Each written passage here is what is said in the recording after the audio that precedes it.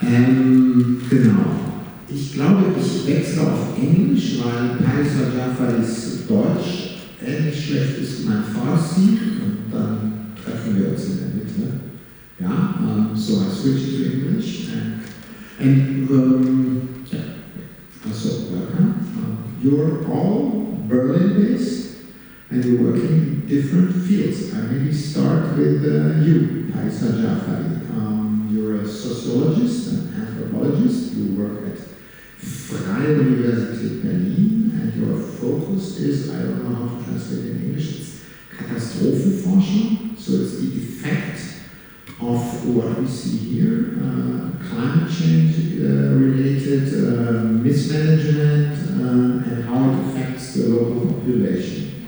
Yeah, and your focus is Iran. Can you tell us a little bit about your approach and how you work?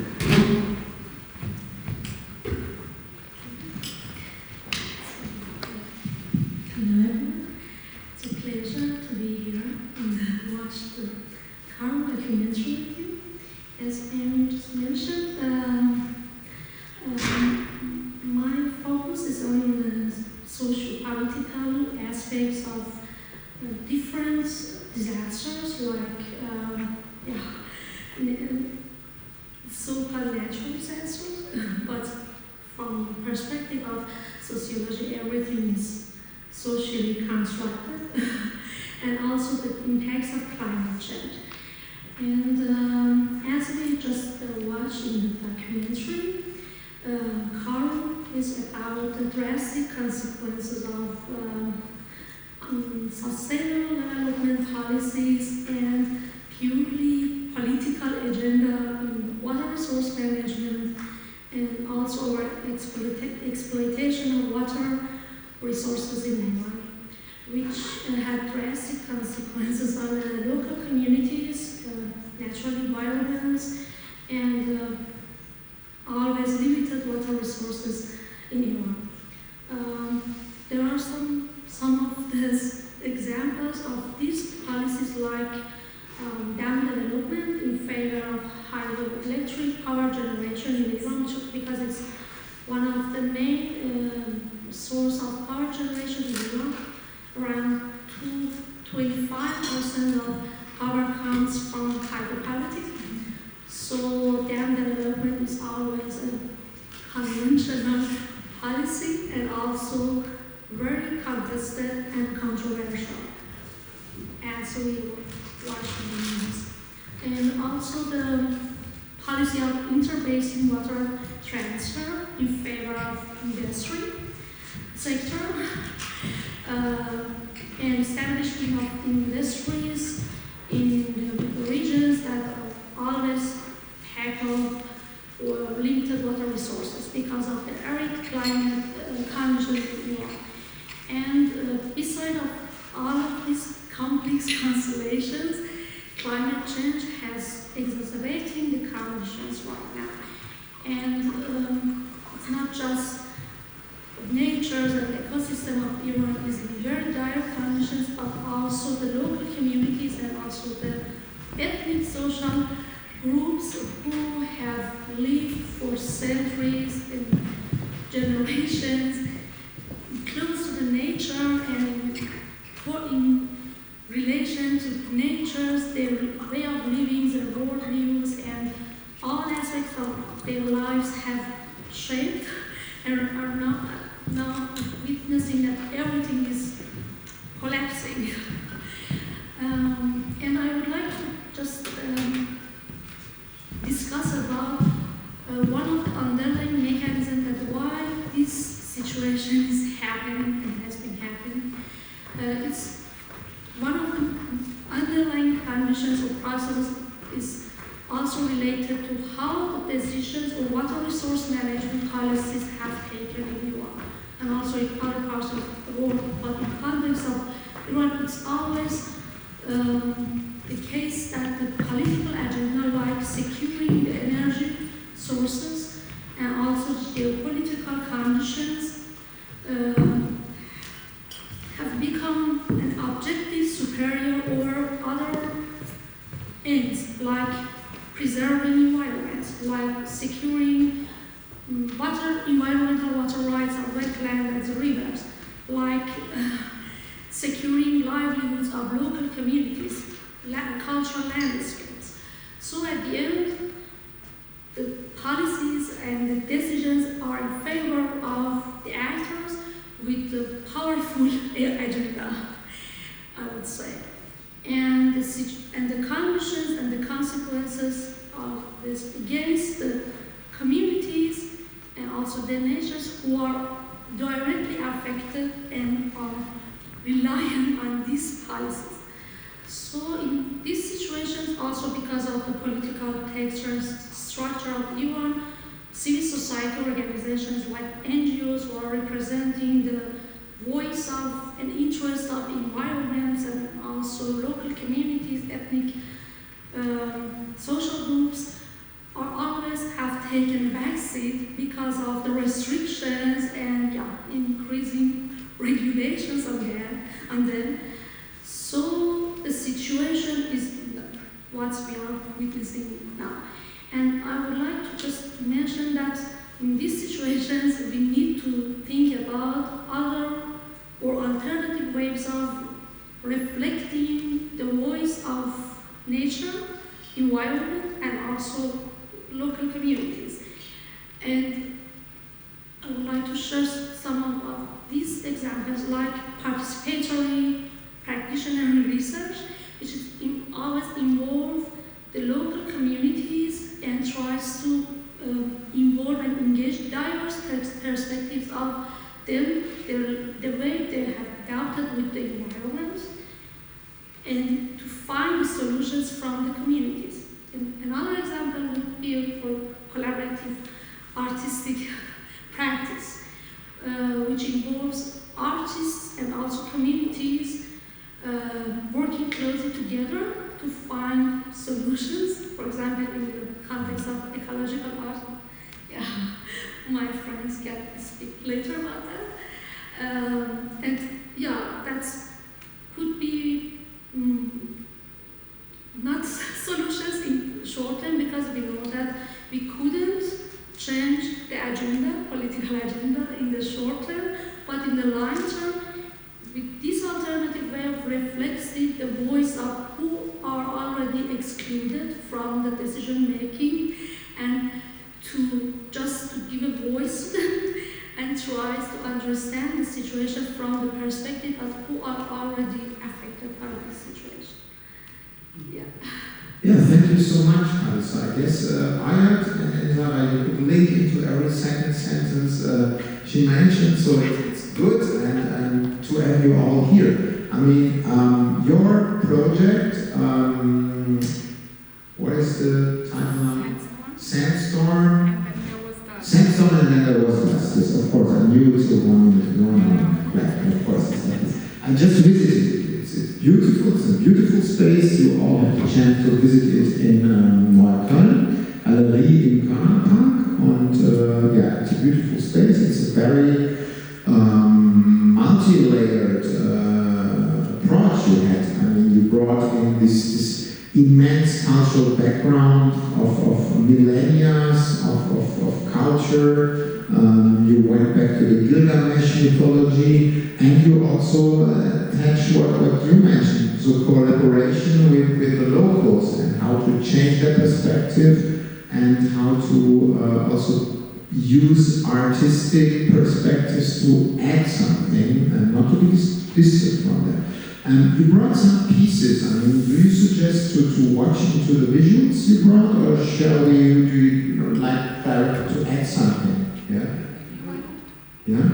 I would suggest to see first probably this VR trailer. Yeah. Because it's the same region, it's the same Microphone. Sorry. So if I may, so first of all, hello everyone. Thank you for having me again. I just want to say something Parisa said is very important. I worked in Khuzestan twice. The first time was 2003, 2004. And the next one was this project that Amin just mentioned, that we're going to see a short trailer of a VR piece.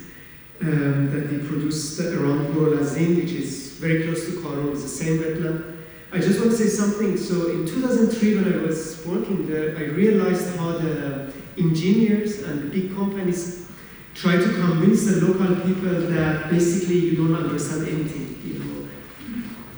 You know, your idea, your lifestyle, it's not important. What we are doing is important for you. So they were using this very, I would say, central supremacy, that we know better than you, and it was really tragic. And in this piece that you're going to see, I suggest that you explain about the artwork later, but I just want to say that we produce it with the help of the oral culture. We gather really the memories of the people of the Who. We made an Instagram account, Memory of the Who, and the people really share their photos, their memories, and we try to basically reproduce a lifestyle which disappeared via the VR, in virtual reality. So if you go to our exhibition, you're going to see 4 minutes of the life that doesn't exist anymore in the virtual reality. And here, I think 20 seconds or something like that, a trailer of that. A teaser. It's the part 2. Maybe this one, because it also we can see both of us. Okay, we architecture, we have seen just video.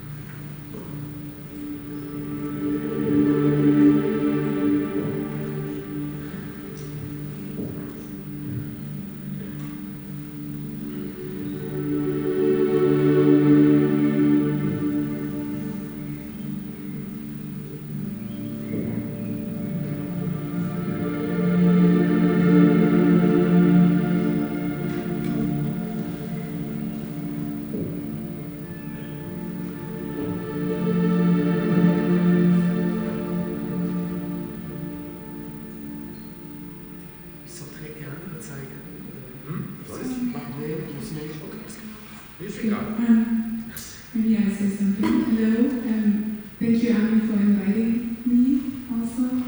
And it is really nice that we can speak a little bit about the topic of the exhibition somewhere else, not within the exhibition, but here on this panel, after a movie I have seen, of course, as well. And maybe you recognize the re-architecture we had here in the VR. We've seen that in the movie as well.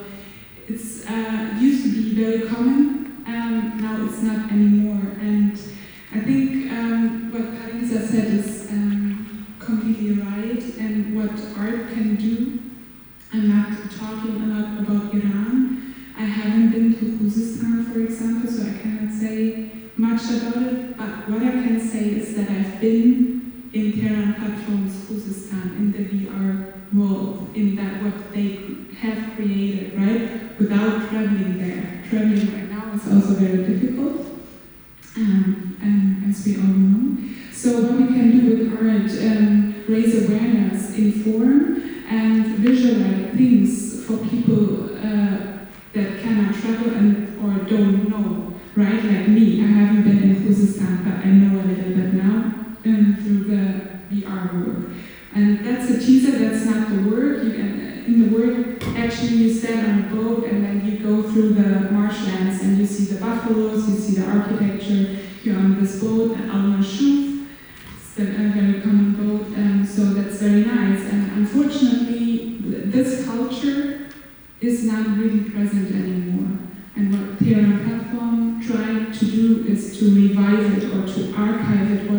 Archive is it's not a good word. It's more like keep it alive. You cannot archive it and then store it away somewhere, but keep it alive. And I think that's one thing art can do. Also raising awareness, asking questions which are uncomfortable, and maybe cannot be asked by politics and science, I don't know. There are more rules, strict rules. Art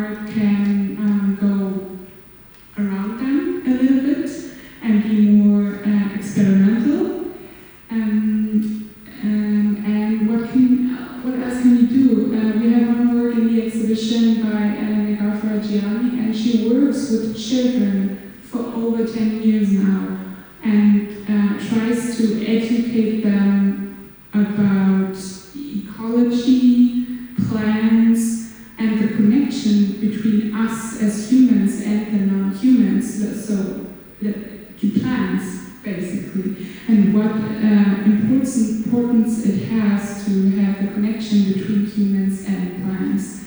And education is a very important part. So it's a new approach in art, not to just have a sculpture or a painting or something which is still, but something that is moving, right? Something that is developing with humans, with non-humans, and which is more time-based, let's say. And part of that are workshops, education, and that you learn something. There's this very old definition of art, that art doesn't have any purpose. You might know that. That's very old, and I think you can fight with me later, but I think not true anymore, because art is developing since the 60s towards a more life approach. Life is art, right? So we are developing something new and taking new media, like there's photography, then came video, and now the human being or the dialogue, the workshops, like the medium right now. That's how we understand things, and that's how they might be a little bit more sustainable than a painting, because we keep it in our minds and now not only on our walls. That's something I understood within that project, that only producing a product, something which stands in the room and you can look at, doesn't really help to raise awareness, because you need always that product, right? It's better for the market, but it's not better for when you try to really have an impact on society. Sahra, you are the curator of the project. Ayat, you are a well-known and long-time documentary filmmaker, and here you are one of a collective of 7 people who collaborated. And can you tell me a little bit more, because we were talking about the region, we're not only talking about the country. It's important now we are here about Iran, but Iran is part of a region, and they all countries suffer from the same problems. And how was your collaboration across borders? Who was involved? I guess artists from Iraq, from Turkey, and Iran. Can you say a little bit about that? So basically the project is really a long-term project. We started together, first 2 of us, Sahra and I, and it was over a dialogue. The first dialogue was a meeting between activist art and ecological art. And back then, the phenomenon of sandstorms and dust storms in Iran was kind of new in the fact, Iran always had sandstorms, but a huge dust storms arrived to Tehran, and for someone who grew up in Tehran, it was a big surprise. I never had seen such a thing. And for me to understand that was the first question. And then, so we started as a dialogue, we started to work with scientists, with researchers, and in the next phase, we started to invite artists to be part of the project. We started with Khuzestan because we learned that it's basically the source of the sandstorms, and then we continued our research and we realized, they come from across the border. So we started to move towards Iraq, and then we met Mahmoud and we started to work with him. And then we realized, but the entire problem starts in Turkey, basically, where they make these huge dams over the sources of Euphrates and Tigris, and basically they're killing these 2 rivers with the same reasons that Parisa just explained us. They said that it's good for everyone, we're gonna divide water to everyone, we're gonna give you electricity. One of the dams called Security, I don't know the Turkish name, someone has to help me, but the translation is Security. So it already shows what does it mean. And this one dam, which just opened, I think, yesterday, has more capacity than the entire dams of Iran together. So you can imagine how many water it steals from the people of first and foremost for Iraq and Syria, but then of course it comes to Persian Gulf. So basically this dam gonna destroy the entire ecosystem. So the entire former Mesopotamia wouldn't exist anymore, you know. And so we thought, since the ecosystem don't know any borders, we started a project without borders. So we started on research on site and traveling with Negar. Sahra went from Tehran to Yazd with Negar to Mazandaran in north of Iran. And some of the journeys were virtual because then the COVID came and then we couldn't really go physically, so we had to follow the artist via internet, which was sad, but still it was a very exciting journey. And then I decided to use the Epic of Gilgamesh. I don't know who's familiar with Gilgamesh. It's so far it's the oldest text or storytelling of human being that is discovered. Probably there is something older than that. And it's from Mesopotamia. It's really in the city Ur, which is at the very bottom of Euphrates and Tigris, on the other side of the border where we saw the city Abadan here. And I found people who can read Gilgamesh in the original languages, which is Akkadian and Sumerian. And I discovered that we have the same story in the Epic of Gilgamesh. You know, there is this dictator, Gilgamesh, which is a hybrid species, partly god, partly human being, partly animal. And when he really established his kingdom, you know, by destroying the forest and making the big, entrance for his city, then a big flood comes and everything destroys. And then he has to save the world, so he has to make his boat, exactly like the story of Noah, and choose from every human, every animal, every species, you know, in his boat to save life, which he himself destroyed. And then at the end of the story, when he managed to basically keep the life going on in the planet, he wants to become immortal. So he looks for the secret, basically, formula of being immortal. And the formula is water, is the groundwater. So he digs in, and he's probably the first one who basically made a wheel, and he goes to reach the water underneath.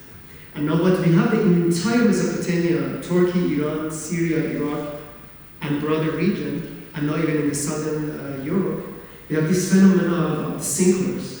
The groundwater is basically over, and then the earth start to suck in from within. So all of a sudden you have a big hole. Some of them are around 80 kilometers even. So I started to shoot them and to see that the entire neighborhood is destroyed, and then you have villages, and right close to village you have these big holes. And I thought it works very good with the Gilgamesh, because it's basically a DNA of human being, to feel that they can do better, they can make their dams, they make their cities, and then all of a sudden it destroys. And then they have to fight for survival. And now exactly it's the fight we are. Like when you live in Khuzestan, basically it's over. If you live in the southern Iraq, it's over. And in the northern Iraq, it's gonna be over very soon. So the question is when. Urumia is over. So now the question is what we do, actually. So it's you cannot basically make this river back, you cannot make this lake back. You have to live with the consequences. Yeah. Thank you, that's all very impressive. I want to ask Parisa if the locals you talk to, if they're kind of aware that they are part of a bigger problem, that in other countries there are also locals who suffer from the same problem. Is there a perspective you could broaden so that they not feel so affected, or is their own suffering too big to think of the neighboring problems? So, how do you approach them? From the perspective of the local communities, when you learn to live with the nature, you have this feeling of what's now happening. And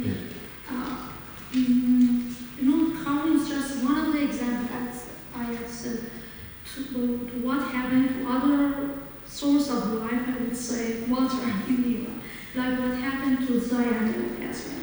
And I had a field research on Zayandel, especially in downstream of Zayandel, which is affected also by the dam development and industry in the center of Iran, which is always dealing with the limited water resources there.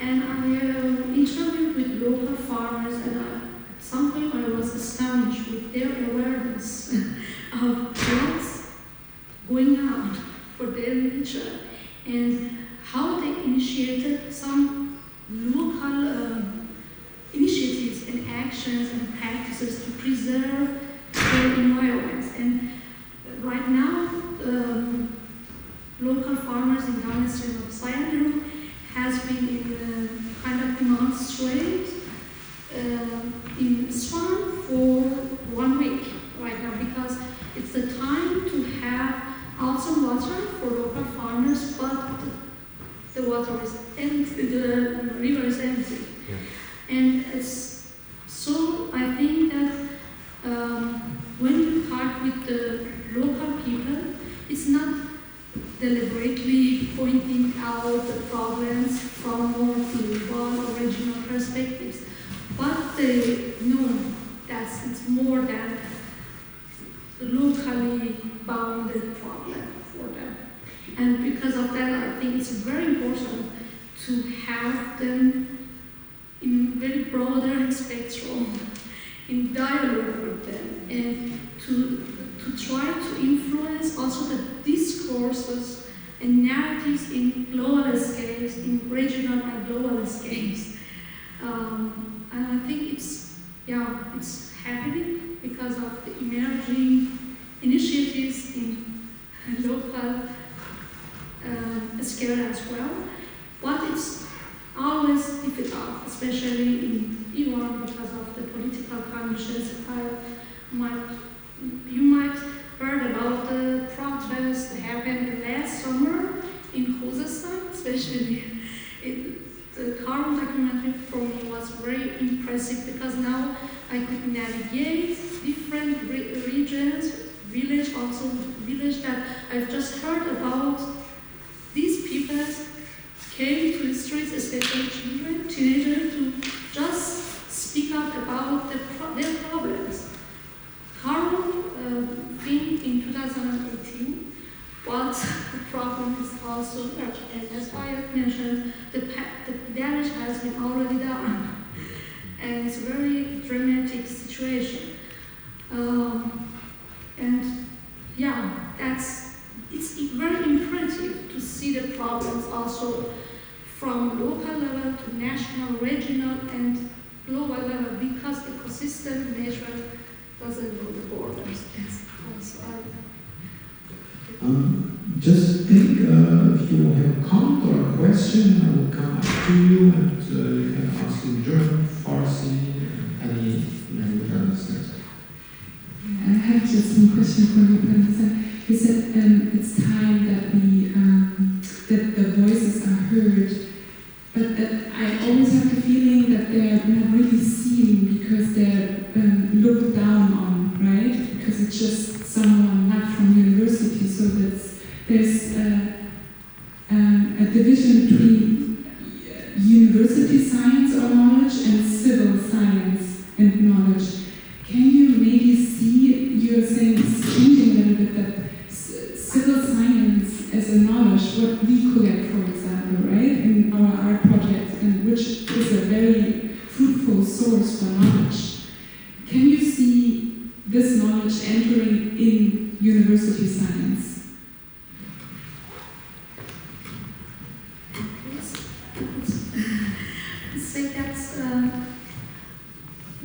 It's happening, but in a very early stage. And it's our unit in our university as disaster research unit always has an agenda to do research from different perspectives, not only the academic, but also civil society, communities, decision makers, politicians. And this kind of research as a practitionary, participatory research is an iterative process that you need to understand the problems from the perspective of affected population, and then come to the generic approach, like the dominant approach, and to find a way to have a dialogue between different actors. It's the way we're also trying to do it's maybe could be an exotic thing to say that, okay, I'm a disaster researcher, but disaster is a very complex, also disasters comes from climate change, it's a very complex, multiple measurable, and we cannot just have borders between the disciplines, and we need to think transdisciplinary, multi-scholar, multi-actor approach to involve, have a voice. Thank you. Sorry, I have to interrupt because there are many questions and the time is running out. So, please. Thank you very much. This was really, very interesting documentary. But about the local community and participatory planning, unfortunately, I have to say that it sounds good, but practically in Iran, I think that it's not possible, not at all, because I think that the glorious time of the Iran government was at the Khatami times that the civil society had a chance to be active. And after that, we didn't have any civil society. And I think that there are harmless NGOs in Iran working in the environment. And at the end, they were in the prison, the activist civil society environment, they will be in prison. And I think that the local community in Iran, they don't have any chance to have any song, unfortunately, because we have already this project, we have the albums then in the north of Iran, I think that you know, better than me. And Iran have get money from the World Bank to have the local management with the farmer in the money. It was the first project in Iran that they tried to community have management in the water. But unfortunately, it was not successful. They cannot go through it because they get money from the World Bank, and normally when the World Bank investigates in some country, it should be a new idea about something, but it was not possible. And I think that in dictatorship country, the local community have not any voice. I'm so happy to see such a film because at least for Iran, it's very important when they are thinking about their what the other people are thinking about them, and then the other people see the mismanagement, maybe at least awards, and they think, okay, we have to do something because it's shameful for the government in such a management. And the local community, because I have already worked in an NGO, we advocate the participatory management with local community, and none of them, we had a lot of pilot projects, and at the end, they were dead. So I think that maybe we have to change our approach. Yeah. Thank you very much. There is another question? Or? Just something. As I mentioned, you're totally right. The problem is that NGOs, because of the political structure in Iran, in a very reverse position to influence the process of decision making. That's what I point out to other alternative way of involving local communities, like collaborative arts. To see and try to engage affected population from other way, not just from NGOs that they're dealing with restrictions right now. And you are totally right. It's very difficult. It's very difficult to think about participatory planning. It's just a luxury terminology, but in the reality, it's always at the end it's in favor of the who is in power, who has the agenda, who has influence to put the agenda on the table. That's the things that we should think about other alternative ways, like arts, for example. Please, next question. Next question? Maybe. I just want to keep short and take this little trailer for like a trailer for the whole film. I would like to have this film on Arte actually, not only, but I hope it will be seen in a lot of countries. And I must say a German word, this little trailer was for me like Die Hütte brennt. And we don't have to talk this and that and around. And I'm an artist, but this sounds interesting. And I don't think that we should take anything like film against painting or whatever. But really, Die Hütte brennt, and what do we do? I have no answer. Maybe Ayat has an answer? No, exactly, but what I want to say is, I mean, Parisa also said it in a actually very complete way. I just want to say that yes, the governments politicize the issue, that's true. Many activists are behind bars for no reason, we know that. But it doesn't give us an excuse to say, okay, so I should have afraid and I do nothing. And especially in the last 4 or 5 years, we work with the local communities, not in the form of NGO, not in the official form, but in a very unofficial way to give voice to them and to listen to them and talk to them, And one of the artists in Terror Platform herself is from Ahvaz. She's not Arab, but she speaks the Arabic of the locals, so she really spoke one-to-one to the people, and the amount of the emails and information, that we receive from the people are really huge. And I mean, we also didn't receive everything. That's what Terror Platform shared with us, which was also already a collection of what they received. And Nevar, as Sahra mentioned, worked with in BAM, in Yazd, in Darzikula is a small village in Mazandaran, in Gilan, I don't remember the name of the village, in Tehran, in many schools. And of course, it's always a challenge. There is always a government looking at you and look at you as a suspicious species who want to, do something wrong in their eyes. But at the end of the day, we try to, present ourselves as harmless as possible, and to produce these, these pieces which are, I think, very important. I mean, they don't solve the problem. They solve nothing. But at least, we raise the awareness, we give voice to the local communities, and we let the art speak for itself. Yes, I would like to thank you also for the wonderful film. It's very touching, and I think it's very emotional to see the influence this problem has on people. Parisa, you were talking about different methods to deal with the problem. And I have worked in development cooperation in most arid countries in the Middle East, in Yemen and in Jordan.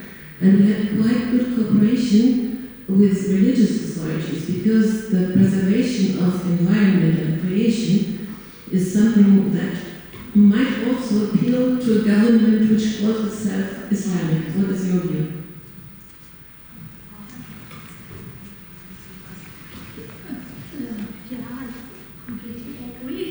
Because also in my research in Isfahan and Sayagh Basin, when we wanted to, for example, to have a workshop with the farmers to facilitate more sustainable agricultural practices, the first groups we went to ask for help is the religious leaders in village areas, for example, because they have social capital to influence the communities. And these types of participatory process I've been talking about, it's about involving all the capacities in different scales, and also tries to change the perspectives and to change the dominant discourses that, for example, water management is also about the technocratic solution. No, it's about the nature-based. It's also about the nature-based solutions.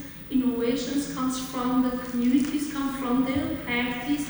They have learned through the centuries, through the generations, and also the religious leaders. It's very important when you are working in countries like Iran, because of the capital endowments they have in this context. Yes. I may add something. In Iran, if the religions in the area, as the Sunni beliefs, unfortunately, it's not too much chance because they are under the pressure of the government. But in the case that they were Shiites, they can influence the government. But for the community, when you want to mobilize the community, definitely the religious level can help. But it's in the case that you want to have influence in the policy, unfortunately the Sunni people have not much chance in this area. The Arab area, most of the people are Sunnis, they are not Shiites.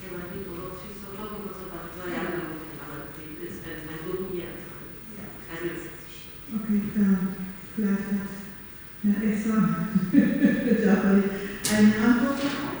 Ja, ich habe keine Antwort. Ja, ich habe nur reply or answer to this question, but I would like to ask, first of all, Ayat, you mentioned about the comparability between the Kurd community in Iran and Iraq, or north of Iraq, and in Syria, or even in Turkey. How is the awareness level of the people, the Kurd community, first of all, and the second on Parisa?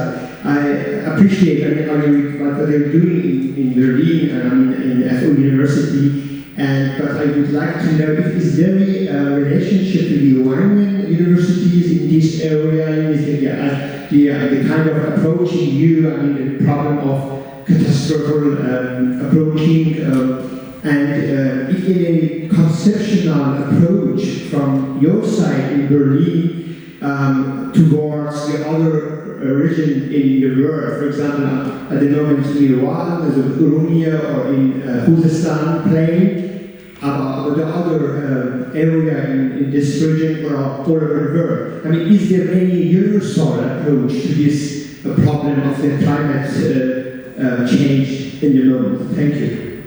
So I answer very shortly. I think Parisa already said the level of awareness is raising. Like really, when I compare to the time I was in Khuzestan myself in 2003, I mean, back then, no one had this awareness of the problem. People just wanted to have their own lifestyle. But at the moment, when you talk to people, you really, like, as you said in Esfahan, like the level of awareness is shockingly positive, you know. And I think always it's like that, you know. So when the catastrophe comes, when we are in this apocalyptic, situation, we need to understand what's happening. In Turkey, is the same. People are really talking about that, and this is the only Hoffnung that we have. Actually, that's the only hope that we can say that at least we know what the problem is.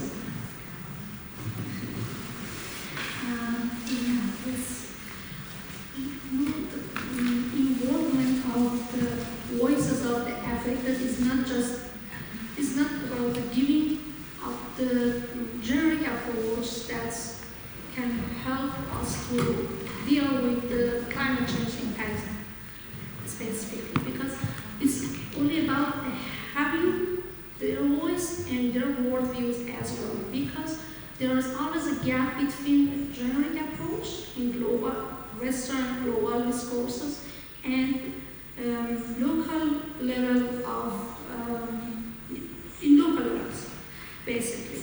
So, some kind of solutions would be to have them on board, but I'm quite sure that it doesn't solve the problems in the short term, but it's a long-term process. We should learn to understand problems, in this case climate change, and also the consequence of the unsustainable development policies, water overexploitation, water resource management, in its complex and multidimensional nature. So because of that, we need to listen to different voices, including religious powers, but also politicians in countries like Iran tries to find a way to dialogue with it. I know it's very difficult, and in some ways it's impossible, like what happened to the people at the streets in Khuzestan, just oppressed them in a very violent way, I know. But at least from sociological perspective,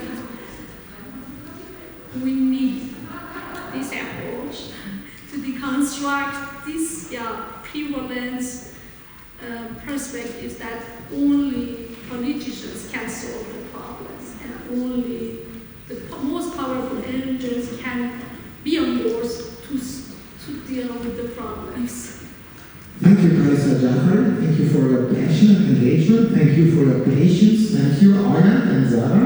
Your exhibition has tomorrow the last day, so please take the chance and then We have some catalogs. Oh, there are some catalogs here, yes. And Someone is interested. if someone is interested, please gather, please connect, and also join the other programs. We will have 2 more talks to do. Dankeschön.